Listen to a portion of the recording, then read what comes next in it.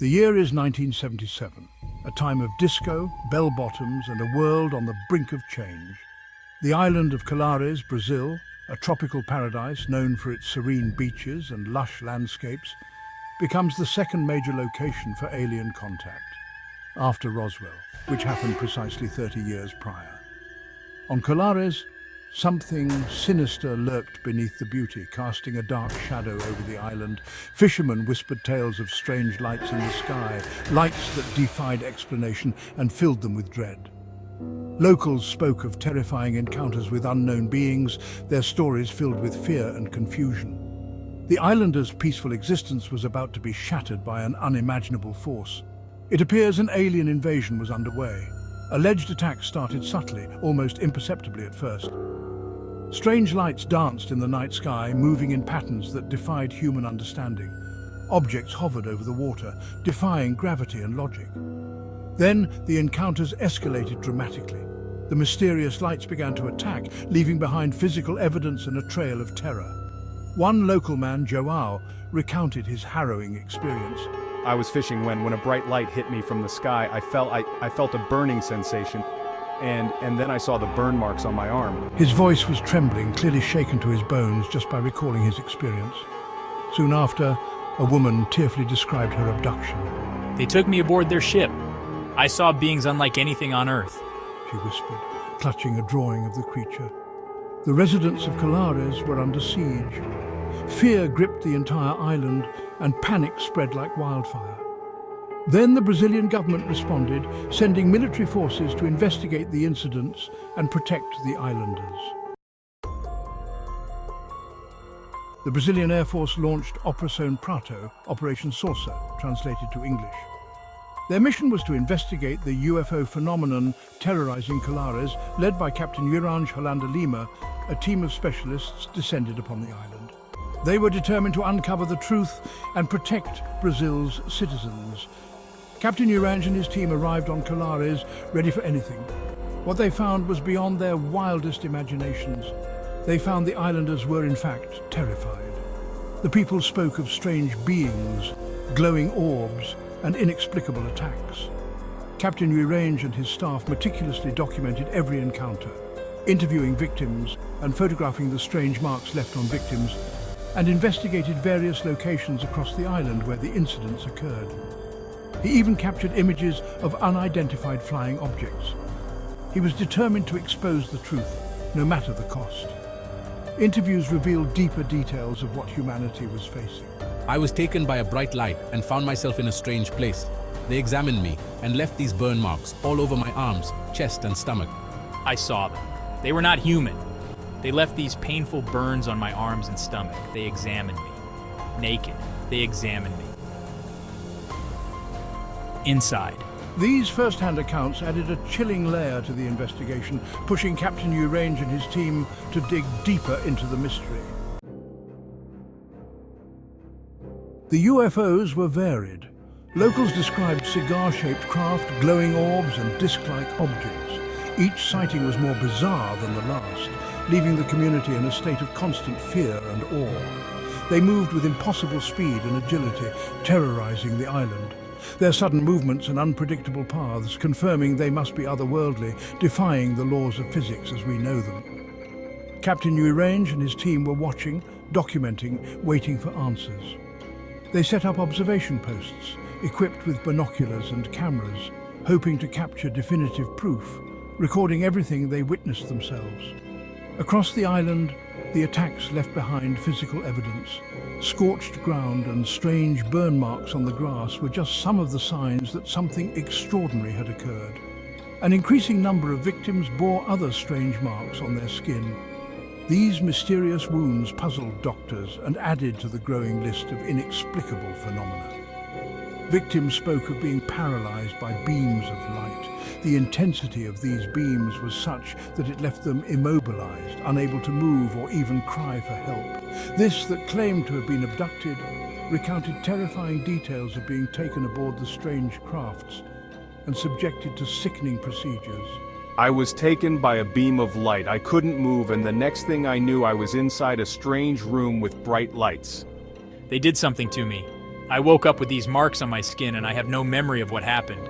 Captain Urange collected the evidence and tried piecing together the massive puzzle. His team had meticulously documented every encounter, hoping to find patterns or explanations. He studied the UFO's flight patterns, analyzed the victims' injuries, and documented every detail. Each piece of data was crucial in understanding the phenomenon. But the more he learned, the more the mystery deepened. The answers seemed just out of reach, leaving him and his team with more questions than ever before. Over the next weeks, as the investigation progressed, rumors of a cover-up began to circulate. The Brazilian Navy was even implicated, accused of shadowing the UFOs with unknown intentions. Some also whispered that the CIA was involved, monitoring the situation from the shadows, possibly even giving the Brazilian military directives and orders. Captain Urange himself hinted at this conspiracy. He spoke of pressure from higher-ups to downplay the events. His reports, which started meticulously detailed and transparent, became increasingly vague and even cryptic. To many involved looking for the truth, trusting him to be open and transparent, it was as if he was being silenced. Then the unthinkable happened. Captain Urange, the man who dared to expose the truth to the world, was found dead. The official cause of death? Suicide? Many believed he was silenced, yet another victim of the Colares cover-up. The collection of hundreds of first-hand accounts from those abducted or attacked by the aliens added fuel to the fire. Their stories were harrowing, filled with fear and confusion, and all seemed genuine. They were not fabricating their stories, they truly believed their stories and were clearly affected physically and mentally by their experiences. These testimonies painted a chilling picture of what really happened in Colares, making the whispers in the shadows even more ominous.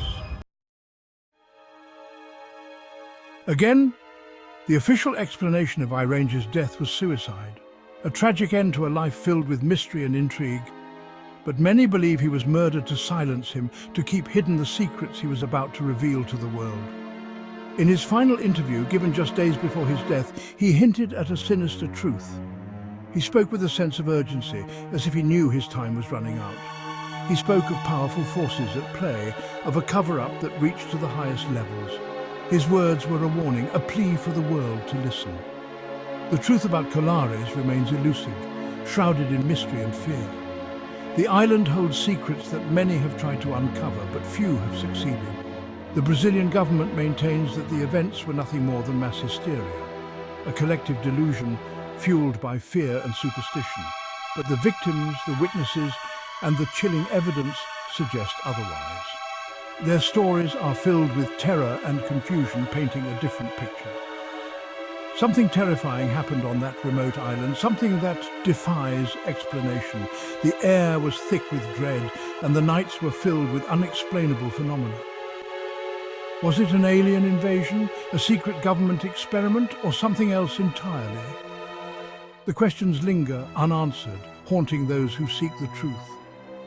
The events on Colares serve as a chilling reminder. The cosmos holds many secrets, and some of them are closer than we think.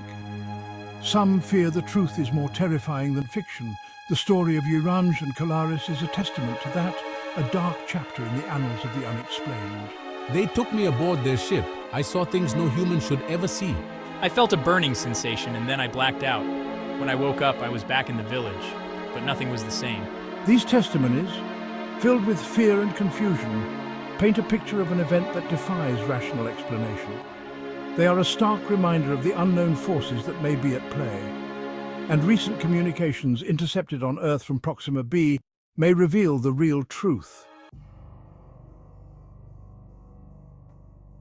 It appears this entire incident was a mission spearheaded by Dr. Lilly and her team of reptilian researchers. It now has been revealed that the reptilians brought together leaders from all factions within the Alliance to visit Earth and take biological samples from humans, including blood, tissue, bone, brain matter, and stem cells, as she has done for hundreds of thousands of Earth years. The island of Colares was chosen as the focal point, a remote location where their activities could go unnoticed.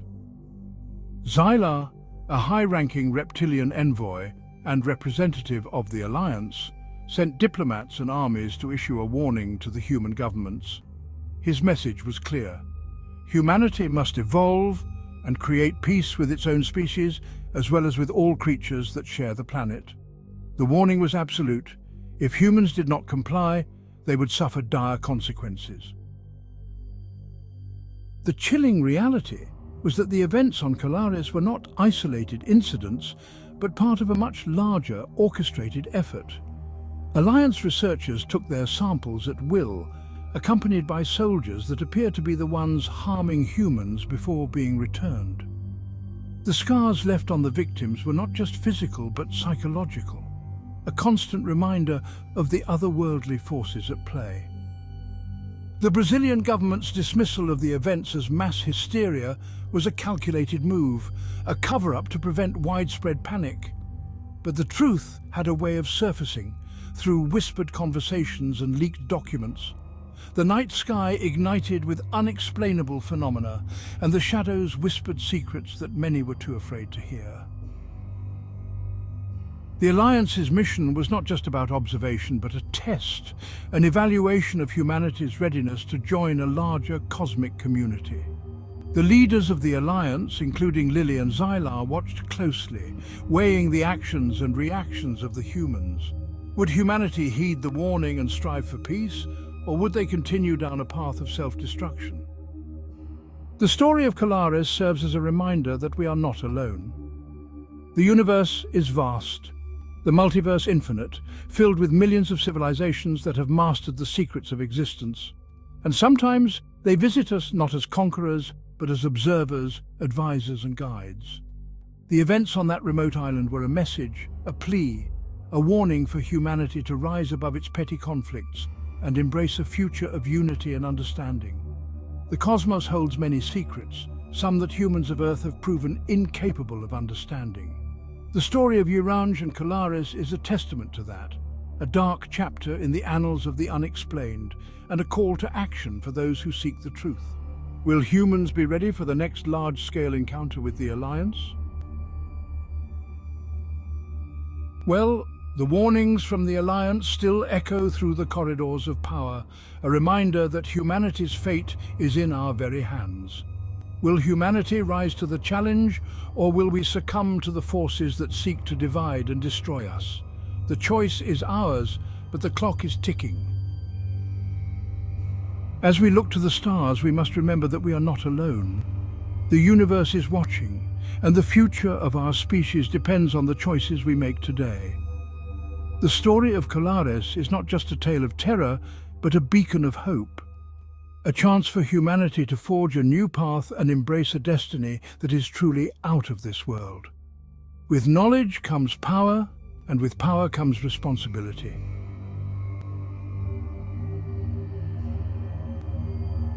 Zylar, we must give the humans of Earth more time to evolve. Remember, this strain of human evolved after the accident, and that data is crucial. Human scum is human scum no matter the origin. These humans of Earth will obey or they will suffer the dire consequences.